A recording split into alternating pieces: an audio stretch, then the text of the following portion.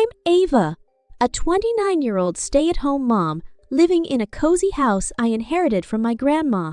It's not just any house. It's a piece of my childhood filled with memories of baking cookies with grandma and playing hide and seek in its spacious rooms.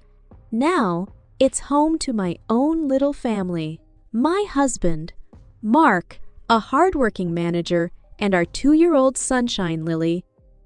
Life sounds picture perfect, right? Well, it's not. The problem starts right next door, where Mark's parents, Helen and Frank, live. Our relationship, let's just say it's like mixing oil and water. Mommy, more juice! Lily's voice cuts through my thoughts. I pour her some juice, glancing at the clock. Almost 5 p.m. Time for the daily invasion. As if on cue, the door swings open. Ava, we're here! What's for dinner? Helen announces, with Frank shuffling in behind her. Hi, Helen. Frank? I've made a casserole, but it's just enough for Mark, Lily, and me, I reply, trying to keep my voice steady. Frank frowns. What do you mean, just enough? You know we come over for dinner? Helen chimes in, her tone sharp. You're at home all day, Ava. Is it too much to ask for a decent meal? I take a deep breath, feeling the frustration bubble up. I have my hands full with Lily, and cooking for 4 is a bit much every day. Mark walks in, tired from work. What's going on here? Your wife doesn't want to cook for us, Frank says, his voice raising.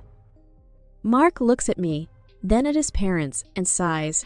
Can't you just make a bit more, Ava? My frustration peaks.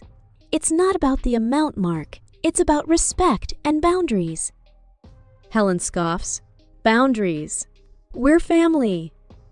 Lily, sensing the tension, tugs at my dress. Mommy, I'm hungry. I kneel to her level. Let's get you seated, sweetie. Dinner is a tense affair. Mark's parents eat the sandwiches they brought, throwing disapproving glances my way. The TV blares in the background.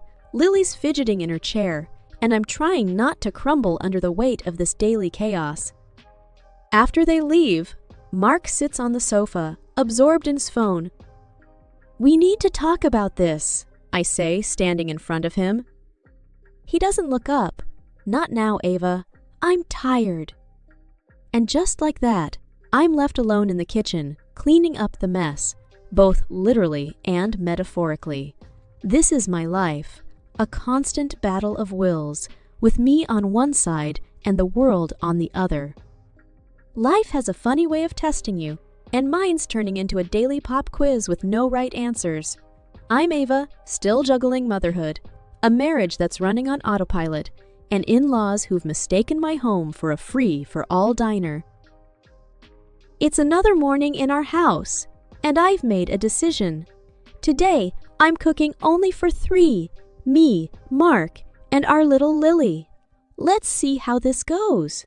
Lily's in her high chair, happily smearing oatmeal on her face when Helen and Frank barge in, just like clockwork. Morning, Ava. What's for breakfast? Helen asks, a bit too cheerily. I take a deep breath. Morning. I've only made enough for Lily and me today. Frank's face turns red. What do you mean? Are we supposed to starve? No, you're supposed to take care of your meals, I reply, trying to keep my voice calm. Helen's eyes narrow. This is ridiculous, Ava. We are family. You can't just... I cut her off. I can, and I did. I have enough on my plate with Lily and the house. Mark comes in, rubbing his eyes. Why's everyone shouting so early? Your wife refuses to cook for us, Frank's voice booms. Mark looks at me, then at his parents, and says, Ava, why are you making things difficult? Difficult? I almost laugh. Mark, I'm not a 24/7 restaurant. I need help, not more mouths to feed.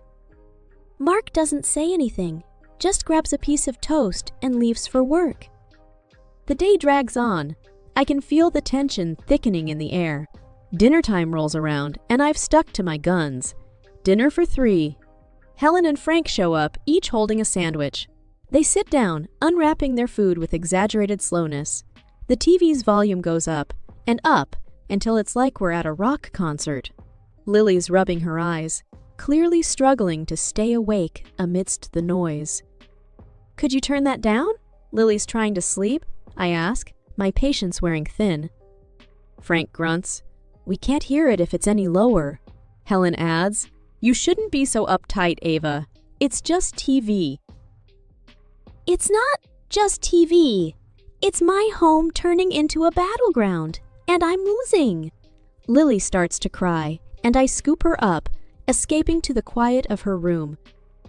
Later, Mark comes home to find his parents still there. The living room, a mess. Lily asleep in my arms. "What happened here?" he asks, looking around. "I'm too tired for another round of arguments. Just the usual," I say, my voice flat.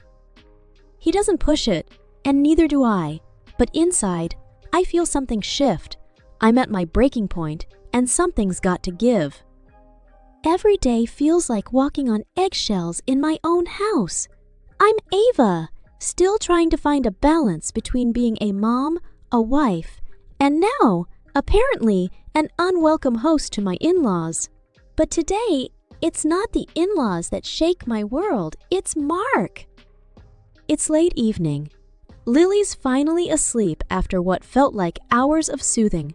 I'm clearing up the toys when Mark walks in, looking like he's carrying the weight of the world on his shoulders. "Ava, we need to talk," he says, avoiding eye contact. I sit down, bracing myself. "What is it, Mark?" He takes a deep breath. "I made a mistake with our finances. I invested in something and it didn't pan out." I feel a chill run down my spine. "What do you mean? How bad is it?" "It's bad, really bad. I've lost a lot, like $100,000. My heart stops. 100,000? How could you do that without telling me?" Mark runs his hands through his hair, looking anywhere but at me. I thought I could make it big, you know? Fix everything. "Fix what? We were fine. I can barely keep the tremor out of my voice." He finally looks at me, his eyes pleading. I know, but now we need a plan." "A plan?" I echo, feeling numb. "Yeah, I was thinking, maybe we could move my parents into our house, rent out their place to cover the debts." My mind races. His parents in our house? Full time. The very thought makes me feel like I'm suffocating. "Mark, are you serious? After everything with your parents, you want them here in our house all the time?" He sighs. "I know it's not ideal, but we don't have many options, Ava." I stand up, anger and disbelief swirling inside me. "Not ideal. It's a nightmare, Mark. And you just decided all of this without even talking to me?" He stands too, his voice rising. "What was I supposed to do, Ava? I'm trying to fix this by making my life a living hell," I shoot back. There's a silence, heavy and suffocating. "Finally, I speak," my voice barely a whisper. "Fine, move them in. But this is on you, Mark?" He nods, looking relieved and guilty all at once, but all I feel is a deep, sinking dread. This isn't just about money anymore. It's about trust, and I'm not sure how we come back from this. The day my in-laws moved in, it wasn't just their suitcases that entered our home. It was a tidal wave of chaos. Right from the start, it's clear that Helen and Frank are here to stay, and they have their own ideas about how things should be. "Frank, put that box in the living room and careful with it." Helen's voice echoes through the hallway as she directs her husband with military precision. I watch, holding Lily, who clings to me, wide-eyed at the commotion. Then, as if things couldn't get worse, Helen turns to me, Ava. We need to talk about rearranging the house. We need space for our things. I feel a knot in my stomach. Rearranging, Helen? There's not much space to work with. She waves her hand dismissively. Nonsense. Let's start with Lily's playroom. She can play in her bedroom, right? I'm taken aback. That's her space, Helen. She loves it there. Frank, carrying a heavy box, chimes in. Kid won't mind, Ava. Don't make a fuss. Lily buries her face in my neck, and I realize this is just the beginning. The days that follow are a blur of unwelcome changes. Helen and Frank unpack their belongings, turning the living room into their personal space. They replace my tasteful decor with their old-fashioned knacks, and the TV blares day and night with their favorite shows. I try to cook dinner one evening, with Lily tugging at my apron. Frank strolls in, eyeing the pots on the stove. What's this? Another one of your experimental dishes. I bite my tongue. It's a new recipe, Frank. If it's not to your liking, feel free to make something yourself. He laughs. In my day, women knew how to cook for their families. I feel a flash of anger, but before I can respond, Mark enters, looking weary. Can't we have one peaceful meal? I turn to him, my patience wearing thin. Peaceful? Mark, your parents have turned our home upside down. He avoids my gaze, grabbing a beer and retreating to the now occupied living room. Weeks pass, and the tension only grows. Helen has opinions on everything, from how I raise Lily to how I should manage the house. Frank, meanwhile, has taken to criticizing my cooking at every meal. One afternoon, I'm folding laundry when Helen walks in. Ava, these sheets aren't folded properly. Let me show you how it's done. I set my jaw. Thanks, Helen, but I've been folding sheets my whole life. She tuts, clearly not the right way. As she refolds the sheets, I feel a sense of helplessness. My own home no longer feels like mine. Night falls and I'm lying in bed, staring at the ceiling. The muffled sounds of the TV and my in-laws' laughter seep through the walls. Lily is asleep, but rest eludes me. I think back to the days when this house was filled with love and laughter, a stark contrast to the present. It feels like I'm losing a part of myself, bit by bit, as each day passes. Mark's side of the bed is empty. He's been spending more and more time working late. I'm left alone, wondering how things got this bad, and what, if anything, I can do to take back control of my life and my home. In a house that once felt like mine, I'm Ava, now a spectator in my own life. With my in-laws' takeover and Mark's growing distance, I'm left grappling with suspicions that refuse to settle. One afternoon, while Lily naps and the house is momentarily quiet, I call my brother, Jake.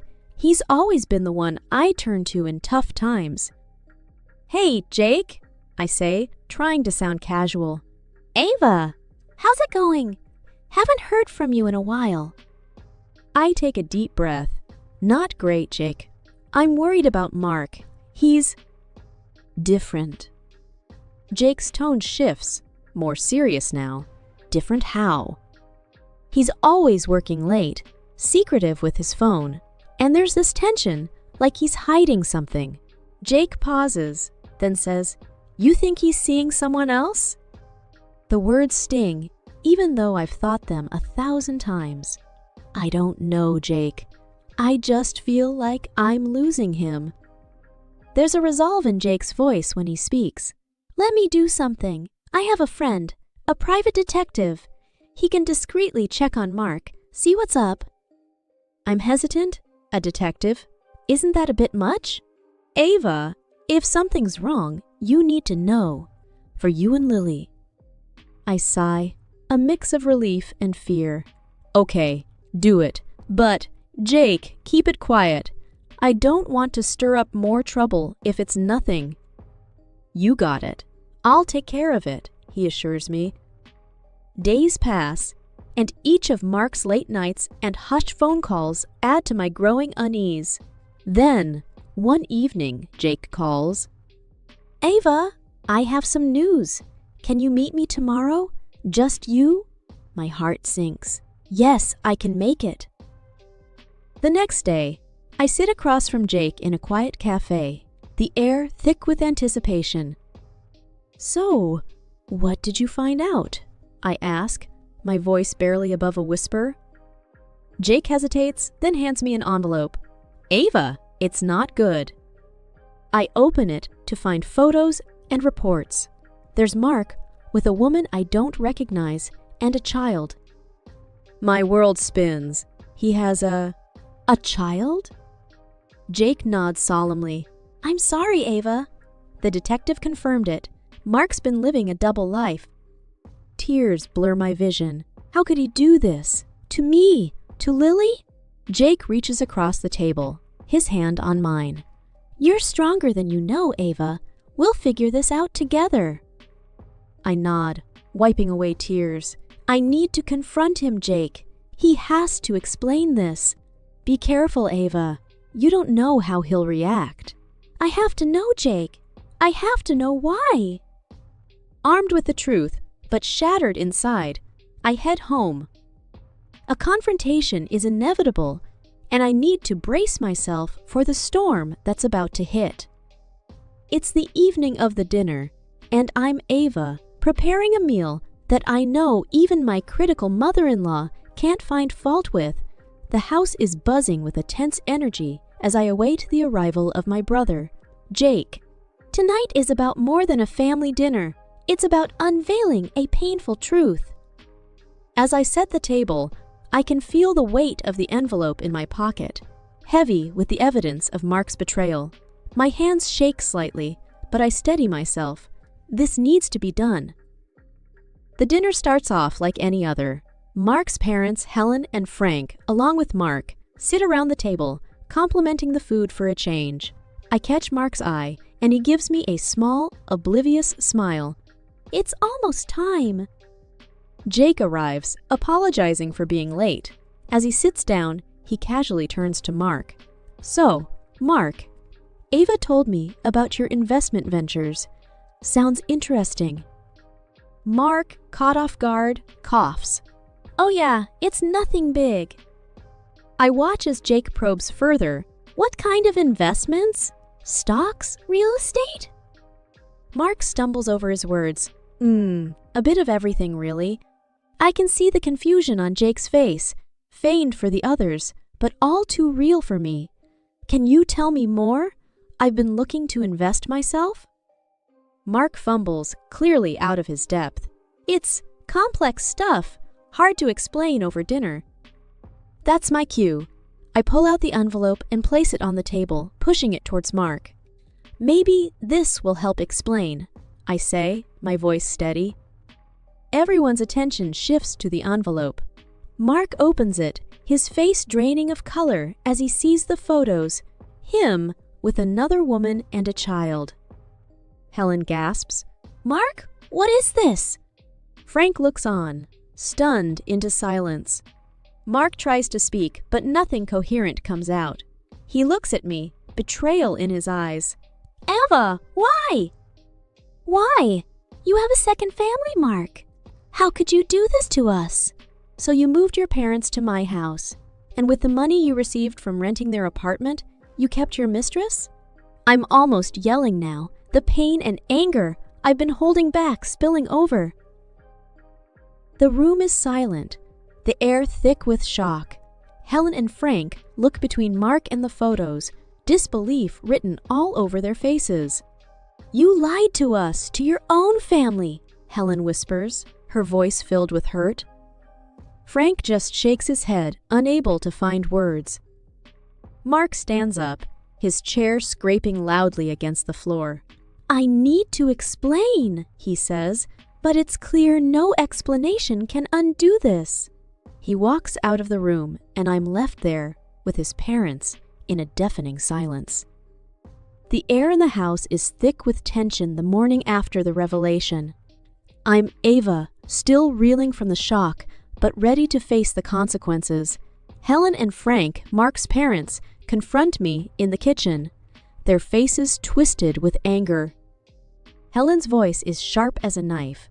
"You! This is your doing! You drove our son to this!" I stare at her, disbelief and anger mixing in my gut. "Me? Your son lied to all of us, Helen?" Frank chimes in, his voice just as accusing. "He was always a good boy until he married you. You must have pushed him away." My hands tremble with fury. I pushed him away. I cared for our family while he... Helen cuts me off. "Oh, save it. You probably had men on the side too. That's why he did what he did."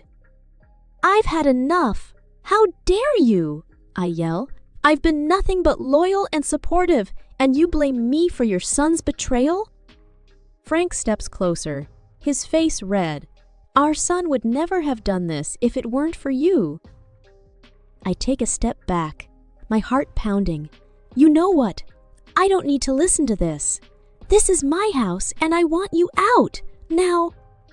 Helen scoffs. "You can't kick us out. This is our son's house too." I stand my ground, firm and unwavering.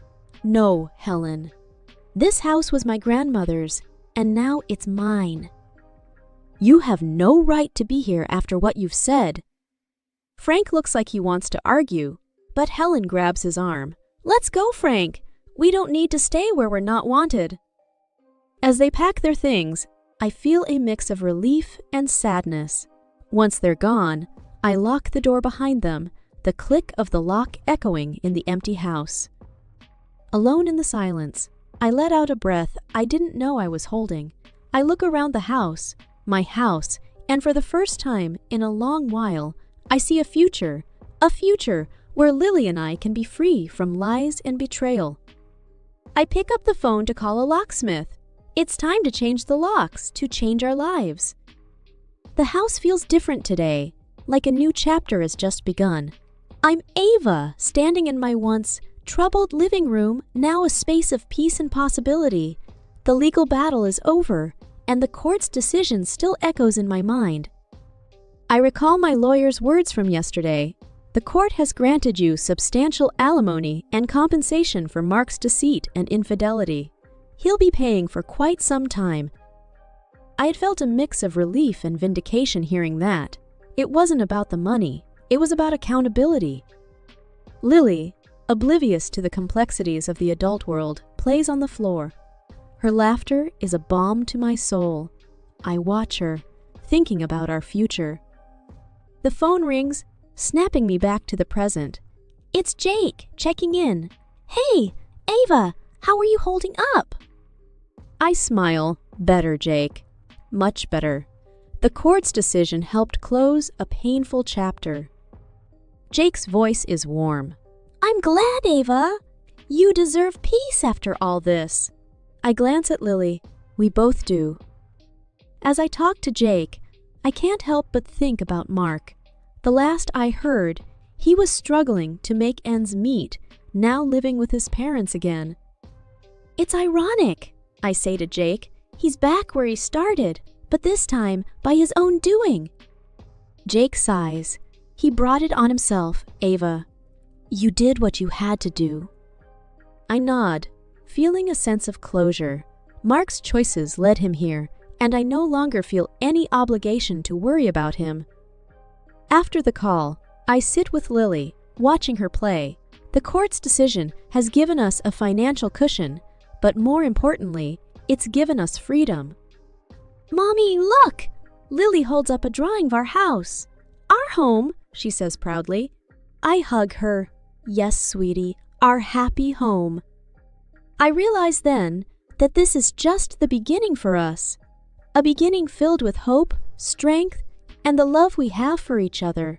The road ahead is ours to shape, and I feel ready to embrace whatever comes our way, with Lily by my side.